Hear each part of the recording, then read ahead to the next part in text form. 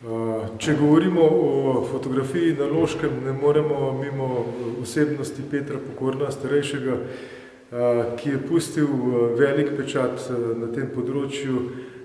S fotografijo se je začel ukvarjati že kot študent. Pravzaprav je bil loški kronist in fotografiral je praktično vse, kar se je v Loki dogajalo, zato je tudi njegov motivični svet zelo pester in raznolik.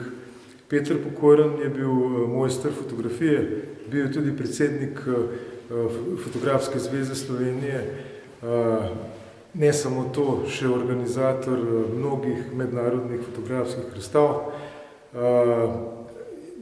Posvečal se je v bistvu različnim motivom in tematikam v fotografiji, predvsem krajini, urbani in naravni. Potem desetletje je delal na arhivu podeželske kulturne dediščine. Bil je tudi spreten v smislu portretiranja izbranih oseb.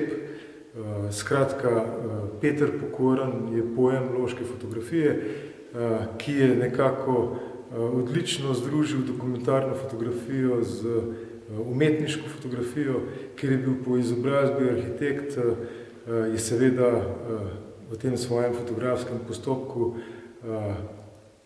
poudarek dajal na likovnih elementih oziroma na problematiki likovnih elementov v sami fotografiji. Peter Pokorn je zapustil za sabo velik opus, ki je za Škofjo Loko in okolico zelo pomenljiv.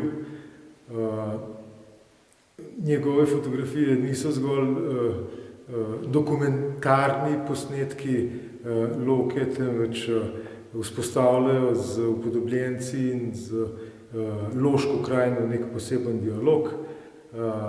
Damjan Berlovšek je ob eni priliki dejal in kasneje tudi to napisal, da fotografije Petra Pokorna ne potrebujejo posrednikov, ker so zelo zgovorne tistemu, ki jim je pripravljen prisluhniti.